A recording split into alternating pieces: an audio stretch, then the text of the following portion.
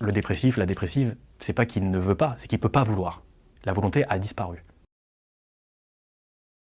Alors j'ai compris que je faisais une dépression en juin 2019, à mon retour d'un voyage au Japon, qui a été émotionnellement très fort pour moi. C'est à ce moment-là qu'en fait la phase critique de la dépression s'est déclenchée et qu'il était devenu impossible d'ignorer que j'étais atteint de cette maladie en fait. Les grands symptômes qui m'ont mis la puce à l'oreille, pour le dire comme ça, le premier c'est ce qu'on appelle communément en psychiatrie l'anédonie, la privation de plaisir. Moi dans le livre je parle plutôt d'anépitumie, la privation du désir.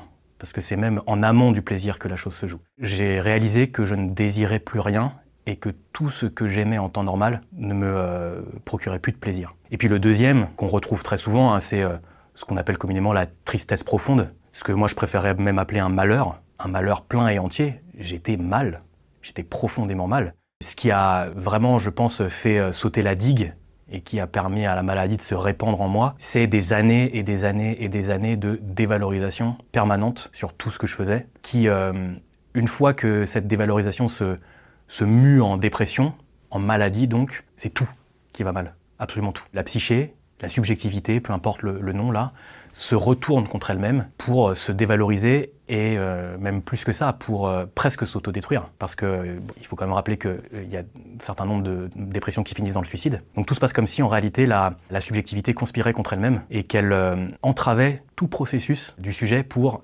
parvenir à s'aimer lui-même, à se valoriser, à trouver une raison de continuer à être, tout simplement. Le concept que j'utilise pour décrire mon expérience, c'est celui de subsistance. Ça peut paraître étonnant parce que c'est pas forcément un terme qu'on identifie négativement. Moi, j'ai choisi un peu de le reconceptualiser pour décrire cette expérience assez atroce. Parce que quand on le prend étymologiquement, très simplement, subsistance, subsister, c'est se tenir en dessous. Et en fait, ce terme me semblait être très adéquat pour décrire un peu le régime existentiel de la dépression. Et j'ai trouvé une aide philosophique pour penser ça chez un auteur, chez Emmanuel Levinas, qui dans Totalité infinie déploie une phénoménologie du vivre. Et Levinas nous dit que vivre, c'est toujours vivre de. On vit jamais comme ça, on vit toujours de quelque chose. En ce moment même, je vis de cette rencontre que nous avons. Levinas, si je le cite de mémoire, dit « Nous vivons de bonne soupe, d'air, de lumière, de spectacle, de travail ». Donc vivre, c'est toujours quelque chose de très concret. Et il dit dans un autre ouvrage, une belle formule, « Vivre est une sincérité ». Ce vivre de, cette transitivité, c'est un amour de la vie et ça nous renvoie à une forme de jouissance originaire. Eh bien, ce que la subsistance fait, c'est qu'elle fait tomber le petit « de » du vivre de. Dans la subsistance, donc là dans la dépression, on ne vit plus d'eux, on vit tout court. La dépression m'a donc poussé à avoir une réflexion sur la volonté. La volonté simplement définie comme conception de l'acte et passage à l'acte, la différence entre les deux. C'est-à-dire qu'on conçoit l'acte et la volonté nous permet de réaliser l'acte. Ça, c'est une définition simple de la volonté.